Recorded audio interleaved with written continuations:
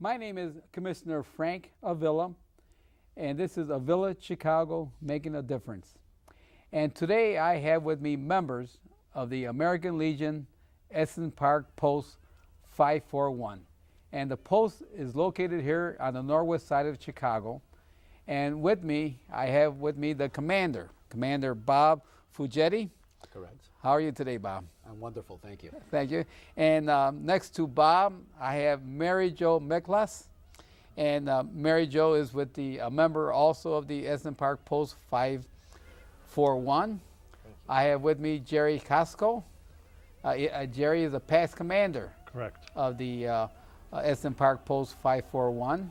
I have with me another past commander, Tom Benson. Hi, Frank. How are you? And then I have with me Robert O. Yan. Right. And, Adjutant. Adjutant.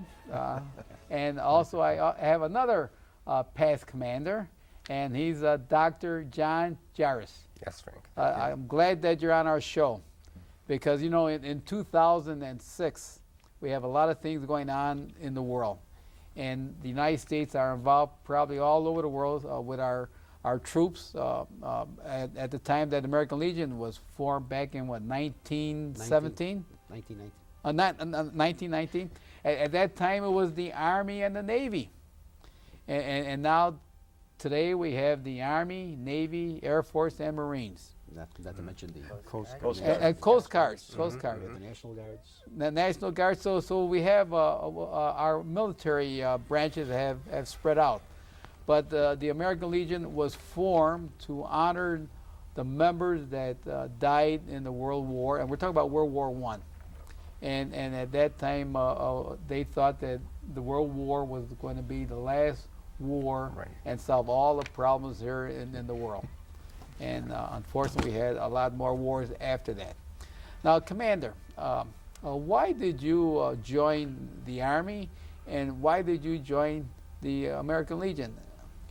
Well, just to answer the first question, I really didn't join the Army. I was drafted during Vietnam. Although, you know, I felt obligated to go. I was drafted before the point I could actually join up, and it seems like everybody in my group all volunteered after me, and so I felt kind of obligated within that just to serve, and that's basically the reason I joined the American Legion.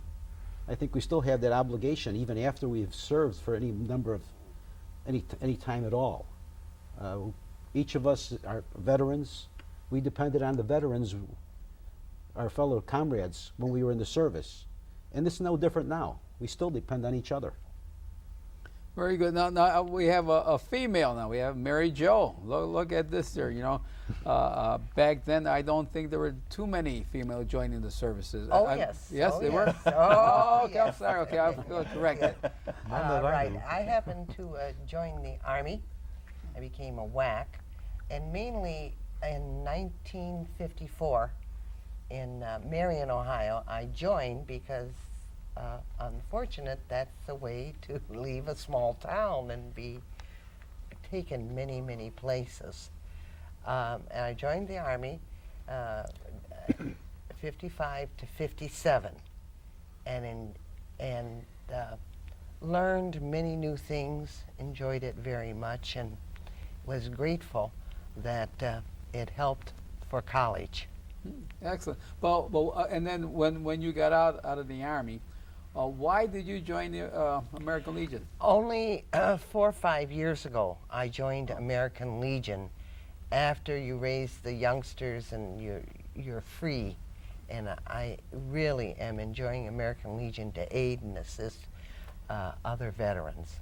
That's excellent. Now we have a past commander, Jerry Costco. Correct. Jerry, why did you join the service, and what branch of service did you join? And also another question, why did you join American Legion? Okay, for the first question, I joined the Army in 1950 because at that time, my era, that was a thing to do. We were at war in Korea. At that time, it was a war against communism. They were to dominate the world. And North Korea invaded South Korea. Correct. Yeah. I served in Korea in the year of '52, January to August, in the infantry. Also, the reason I joined the American Legion, it was after I retired, I spent time at Zenith. It was a thing to do, the same thing. It's time to give back. You know, we'll go over what we do with the veterans at Hines Hospital and so forth. But that's why I joined. It was give back time.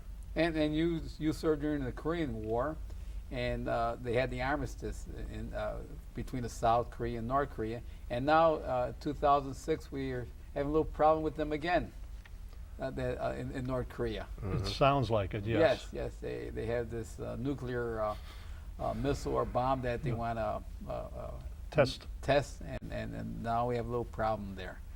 And we have another past commander, Tom Benson. Tom, why did you join the service? And also another question, why did you join the American Legion? Well, Frank, I guess I could start with high school. I'm a graduate of Taft High School, and here in Chicago, and I decided that college was not for me. I knew what I wanted to get into the electrical trade at the time. However, the Vietnam War was starting to escalate, and I couldn't get a job. I couldn't get training. I couldn't get anything. Nobody wanted to take a chance on me for fear I would be drafted soon. So, not knowing what to do, I heard that the Air Force offered training in my field, electrical field. So that's why I joined the Air Force, for training and experience. And I served from 1966 to 70. And well, there's a lot more than just that in the Air Force. I achieved what I wanted, but I had other duties tacked onto it too. I served on Guam for a while and helped transport the bombs and munitions to our B-52 bombers, because that's where they were all stationed at the time and where the raids were conducted over Vietnam. Why did I join the American Legion? Well, when I got out, there's a period of adjustment for all veterans, no matter where you've been. I was a little bit mixed up at the time, again, and I didn't know. I had a fear of trusting people. Who could I trust? And a good friend in the neighborhood invited me to join the American Legion, his son and myself together. And that's where I got my start. That was over 33 years ago. 33 years? 33 years ago. And I've been happy ever since. I've made a lot of friends, met a lot there. I've gotten a lot of good advice. I've often said that the ones in the Legion, several of them are my mentors. They helped shape my life for me.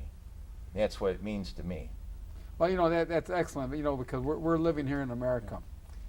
And, you know, America, everyone has the right to say what they want to say. Yeah. But to have these type of rights, sometimes we have to defend our freedom, because, you know, if we don't have our military forces to protect our freedom, then people may not be able to say what they want to say here in America.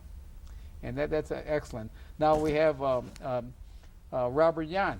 Why did you join the service, and also why did you join the American Legion? Very good questions. I joined the Navy in 1952 because I had friends in all three of the services, Marines, Air Force, and Army, and they said, don't join this branch. So that left the Navy to me. Besides, I always wanted to join the Navy. I'm a fisherman, I love water, and I wanted to travel. So I joined the Navy from 52 to 56. Spent 3 years aboard a destroyer, went around the world 1.5 times, saw many, many places that I haven't gotten back to since then, unfortunately. But that was one of the reasons I joined the Navy. In fact, when I was in boot camp in San Diego, about 2 weeks after I started boot camp, my father sent me a letter. Your draft notice just came through for the Army. And he said, I'm so happy to write that my son is enlisted in the Navy. Of course, that was 4 years instead of 2 years in the Army, but I enjoyed every minute of it. However, I did not re-enlist when the 4 years were up. As far as the American Legion was concerned, I joined about 20 years ago when one of my neighbors, a good friend, Bill Kinder, happened to be commander at that time, and he talked me into it.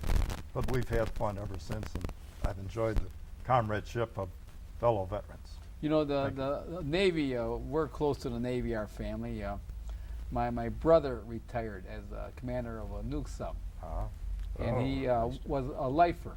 Mm-hmm. He spent about 27 years in the Navy, and then after he was commander of a nuke, they wanted to give him a desk job in Washington, D.C., and he says, that's not for me. I'm not a desk guy, desk jockey. He says, I like to be out on the sub.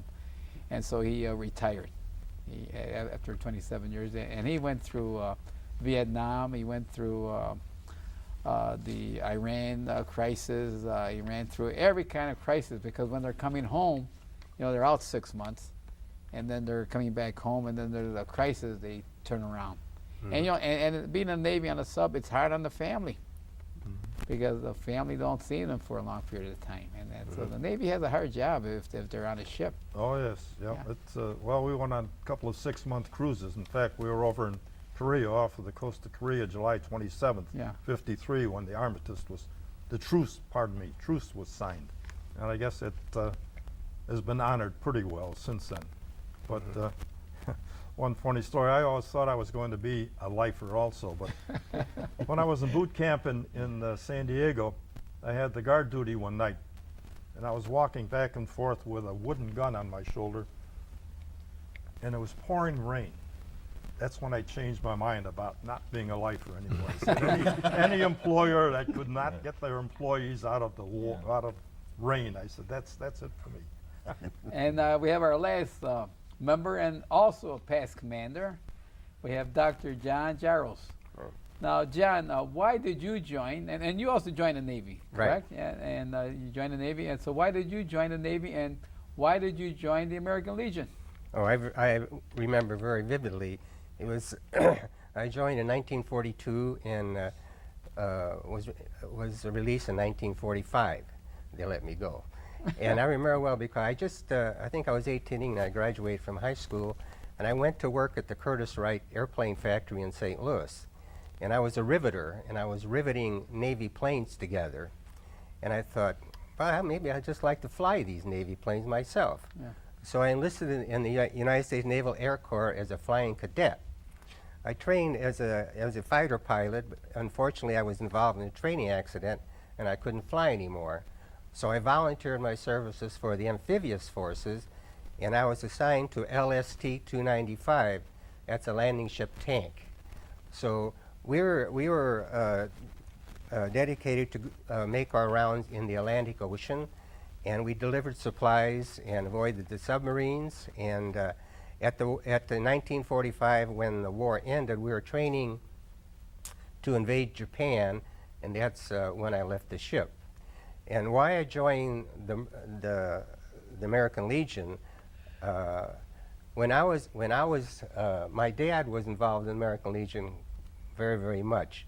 And when I was a freshman in high school, they had Premier Boys State. They would pick one boy out of the town or the high school and send him to Premier Boys State. At that particular time, it was in Charleston, Eastern Illinois College.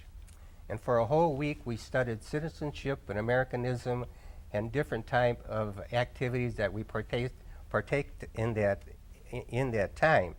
And at that time, I felt myself that if I ever had a chance to join the American Legion, I would. So after the service, the time came, and then I joined. That's excellent. Here we have members of your post, Commander, Post 541 at Edison Park, and each one has a different story why they joined the service, why they joined American Legion. And you mentioned, Commander, that the American Legion was started in 1917 after World War I. Correct. Okay. 19. And what is the main focus of the American Legion? Well, originally it was chartered by Congress in 1919, and it was a patriotic, mutual help, wartime veterans organization. Now we're still doing that.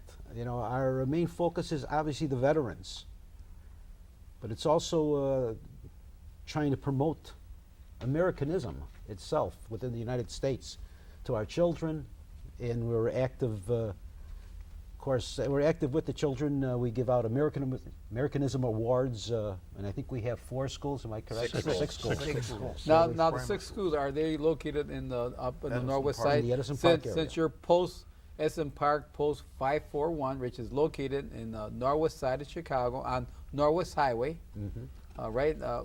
What's the address? 6755 Northwest Highway. 6755 Northwest Highway, Chicago, Illinois. In case anyone out there that 60631. 60631, that's good. In case anyone out there that lives in the area or doesn't have to live in the area that want to join an American Legion post, they could join Edison Park Post 541. They certainly can.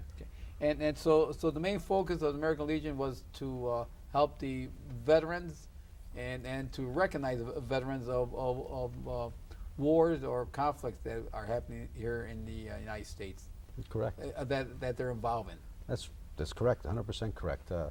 You know, one of the big focuses, and I know Mary Jo keeps telling me, says, don't you forget to mention this, but we do a lot of work at Hines Hospital with the veterans over there. And if anybody who has never had a chance to go to Hines, I would invite them to go, come with us when we have our bingo nights.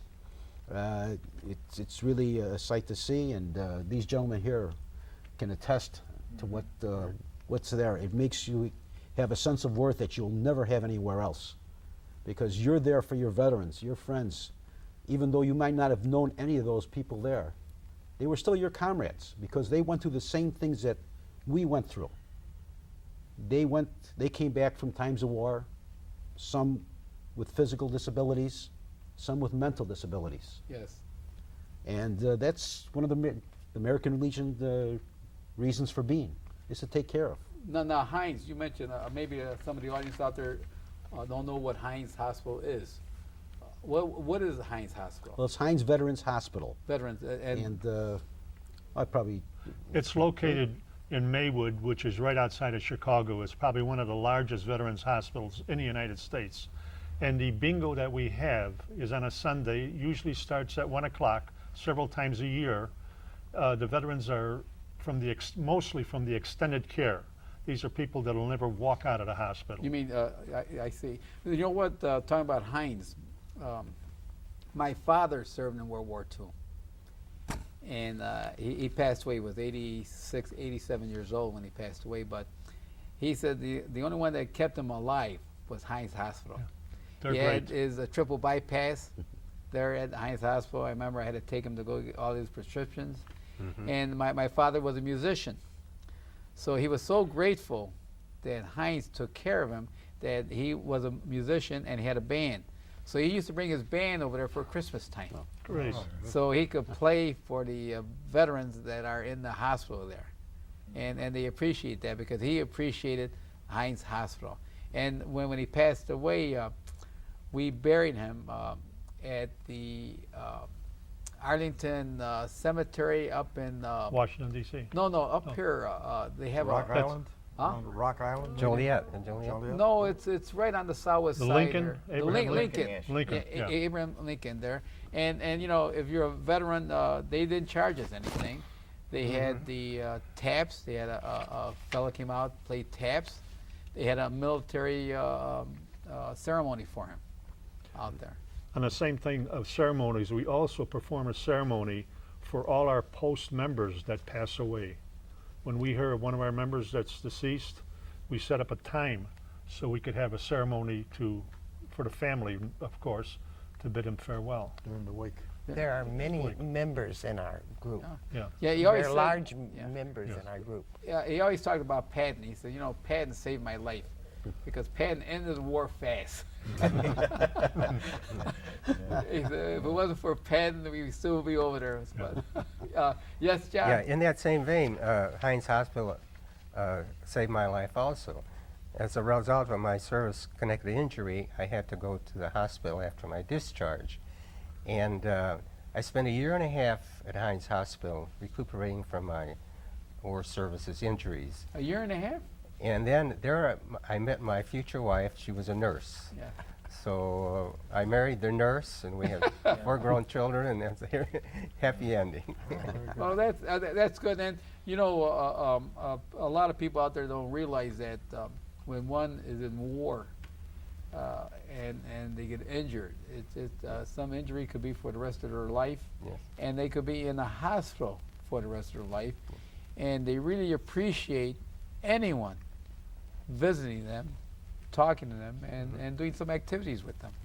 And now that we see what's going on in Iraq and Afghanistan, that now these roadside bombs are when a veteran gets, a soldier gets wounded, he loses both legs, both arms, and then when he comes back, what kind of job is he going to get?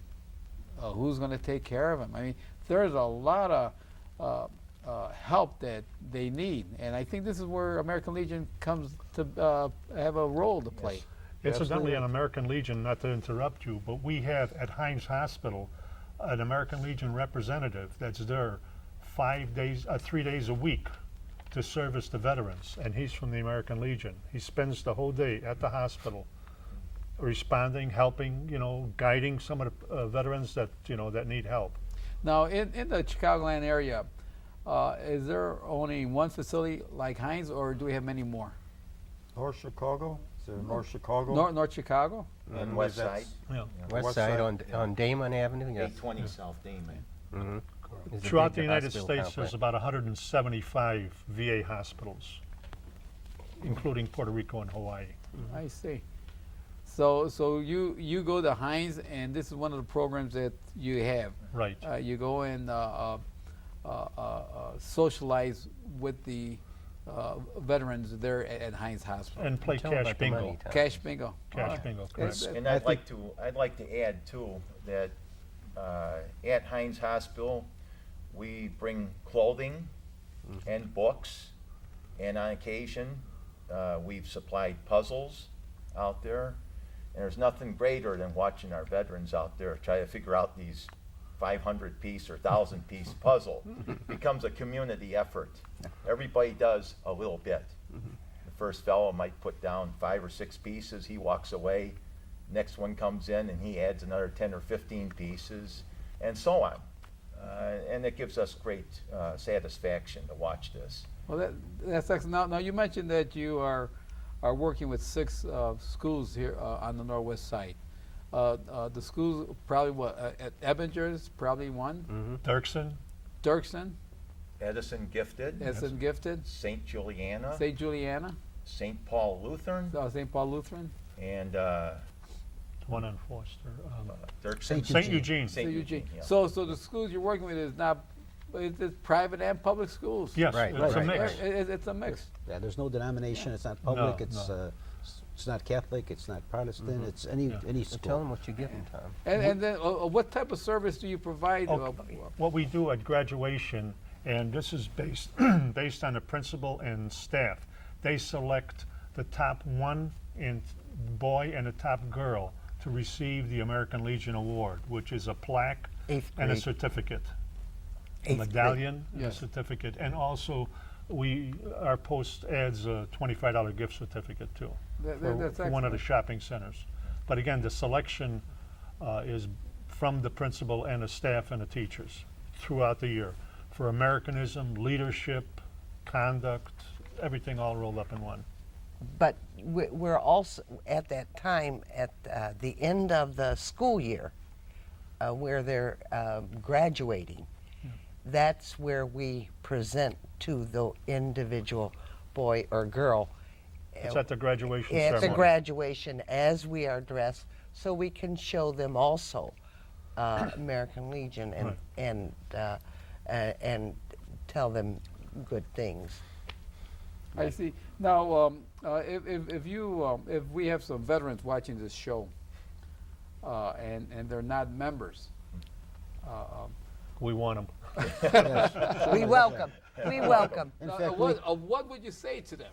You know, because we have a lot of Mary Jo mentioned and Tom mentioned that you joined the service. Mary Jo joined the service. You wanted to see the world. You came from a small town, and this was an outlet for you. Right. And Tom mentioned the same thing, that the economics weren't too good, and he wanted to learn electrical. So, what would you tell the people that are not members of the American Legion? I think first of all they have to realize that the American Legion, although we're a fraternal group, we're a group that has a lot of information for benefits for the veteran. I mean, when you come out of the service, the last thing you want to think about is the service. You want to get away and become a civilian again, but it's kind of hard to do. We're kind of an entryway back into civilian life. Halfway house. We're a halfway house. Well, that's a good term. Halfway house, yeah. But we can direct them on certain things, the benefits that are there for them. We have scholarship programs for their families. I mean, there's benefits. We have insurance that they can purchase through the American Legion.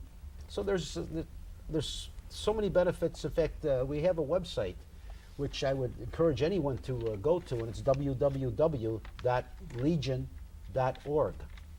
And it has a wealth of information on there. In fact, when people ask me questions, I usually go to that website to download the information. So I think, and I would encourage any veteran to come and contact us. They can go to that site there, and there's a form to fill out there. They'll send you to a American Legion post within your city if you're not close to us. But if you are close to us, come by us, because we have a lot of fun. So, Well, I'd like to add on to that too, particularly for the younger veterans that are coming out of the war. Yeah, I want to tell them that a veteran is a veteran. We are all the same. It doesn't matter what war you served in, or how old you are, or how young. We are all the same. I joined this post, as I said before, 33 years ago. I was in my early 20s. And you can imagine the feeling when I walked in. There were still World War I veterans around at that time. They were probably 75 to 80 years old, in that range. World War II veterans were there. They were in the 50-year range in age. Some Korean War veterans that were in their 40s at the time.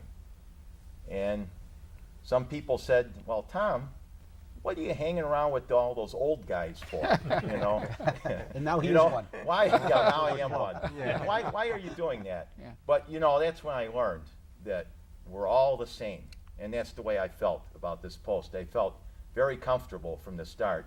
I was able to talk with these men. It was all men then. Sorry, Mary Jo. But I was able to talk with them, share my problems. They gave me a lot of good advice, because they had been to places and experienced things that I have yet to experience. And so I just wish they were still around, that I could say thank you to. Unfortunately, several have passed away, have left us.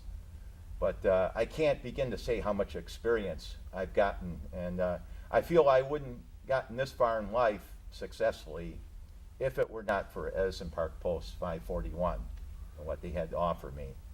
And that's it. And that's good, because in America we have a lot of lobbyists, and each group is lobbying for their own interests. And the American Legion probably lobby in Washington, D.C. for the interests of the veterans. That's correct. Because, when you join the service, the pay is not that great. Probably not, and probably hasn't changed for a long period of time. And the only one that increases the pay are the U.S. senators